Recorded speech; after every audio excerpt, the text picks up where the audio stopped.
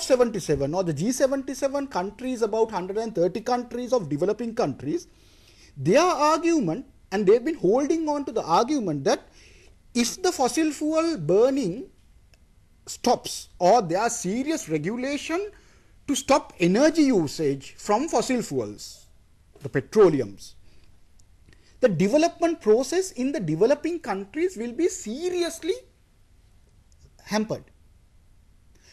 In that process, we have a greater problem on Earth. Now, at the moment, you will see that scientists and the world claiming that climate change is going to be the greatest challenge to be faced by humans on Earth.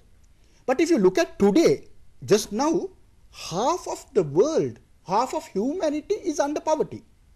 And each of these people are struggling to live each day. So basically, are you saying that though they say that the greatest challenge on Earth is the climate challenge, the greatest challenge can be the fact that poverty is rampant? It's the way that the global governance system looks at an issue and highlights an issue. If poverty is eradicated, as promised by the Millennium Development Goals, to halve poverty by 2015, and never claimed how they are going to eradicate the rest of the half.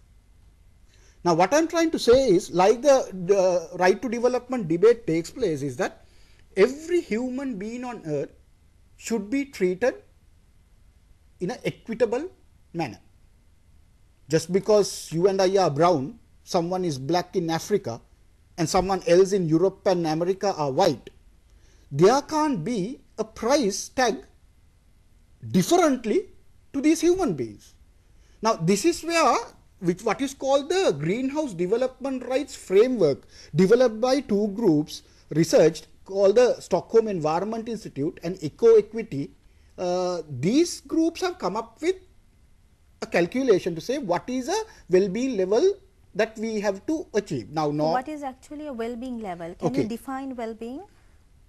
Well-being basically is when the basic needs of human beings are achieved, which would mean that you start with the air, water, housing, food, education, transport, energy. Now, once the basic requirements for a human being are guaranteed, assured, like if you see some of the Western countries, Western European countries do have for each of their citizens. Now, to achieve that, what level of consumption is required? Now, poverty is defined differently. Poverty is defined as either $1 poverty, $2 poverty, or rise into a $2.50 poverty. If you look at what the World Bank and international organizations have been targeting, is to eradicate what is called $1 poverty, or now a $2 poverty. The problem of this is that what is the value of a dollar or a $2 if you compare it to someone in Ethiopia or someone in New York? There's nothing that you can do in New York with a dollar or a $2. Now, the greenhouse development rights framework calculates and shows that the current consumer society emerging in the developing countries like in India and China and in Asia and so on, it's around $16 a day, where if you see a bottom line consumer in USA would be around $21. So they add about a 25% and say that, okay, we'll come to about $20 a day of ability to consume, not consuming $20. The ability to consume. That means the purchasing power or the ability to live as a dignified human being under the current economic calculation system. It does not mean that I believe or buy into all this. Now, the reason why I launched the book in Copenhagen and called it Climate Sustainability had many, many reasons.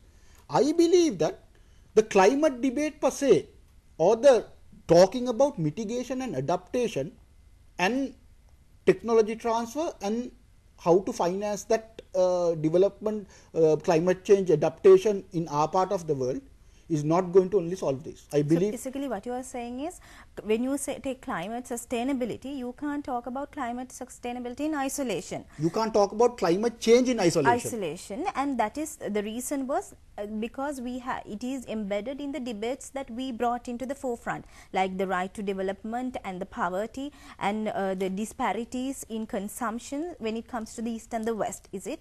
So, is it that you have to address it holistically? There are two sides of this whole debate. One is the earth is heating up. As I said, the earth is on fire, which I called my book. And scientists and the lobby and the world over believes that there's a huge challenge facing human survival on earth. That is one side. Second side of the story is that currently now on earth, more than half of the population are struggling every day to live, simply survive. You can call it poverty. And if you look at during the past few years, while trying to eradicate poverty or reduce poverty, hunger has been rising in certain parts of sub-Saharan Africa and South Asia. So we have two huge problems in our hand. One part of the world, or half of the world's population at the barest level, has to survive today, now, tomorrow. The next group who have achieved certain well-being levels, let's just talk about 20% of the population, have a threat of getting extinct on earth even if they have achieved their well-being and have their money and their resources. But that threat is also applicable to the other sector who is struggling to live day by day, right? It is a reality that is hitting them now. If you look at the climate change problem, is going to hit hardest within the poor. The earth, the floods that has happened, say in Bangladesh and in our region, has given enormous amount of proof that the poor communities are the most vulnerable. So the threat is global. So are you saying threat is global and it is more in terms of the challenge and the magnitude when it comes to this 80% of the people who are mostly in the developing sector, because there are the poverty issues and hunger issues and other issues also come into the picture? 2/3 of this poverty exists in Asia, the largest continent with largest amount of population, and a majority of the population are poor. And once, if you look at the tsunami that hit Sri Lanka and the Asian countries, or if you look at the Chinese earthquake, poor people, it's very, very hard for poor people to recover or adapt to the situation, because they do not have the power of purchasing and moving into other areas, relocating themselves. So it becomes a huge responsibility of governments of relocation or helping them in adaptation. Governments are struggling under the current economic system, the downfall of the economic system, to keep their countries going. And where are the priorities? How does a priority happen? And look at what is happening. From tsunami in 2004 in Asia, an immediate Katrina in the US, then we go to China, an earthquake, then we see Haiti few months ago, the earthquake, and now in Chile, couple of weeks ago. But now, why is it that this is happening in such a short span of time, Mr. De Zoysa? Like, we are seeing such a number of natural calamities in such a short time. What is your take on it? Why does it happen that way? Look, people like us started this discussion 20 plus years ago. And we've been saying that the human impact on earth is greater and the earth cannot sustain this, cannot take this. What we meant was that if you look at calculations, today human beings on earth, taken all, are consuming 1+1/3 of this planet's resources. That is the rate that we are consuming. And the calculations shows that if we continue the current trend of consumption on earth,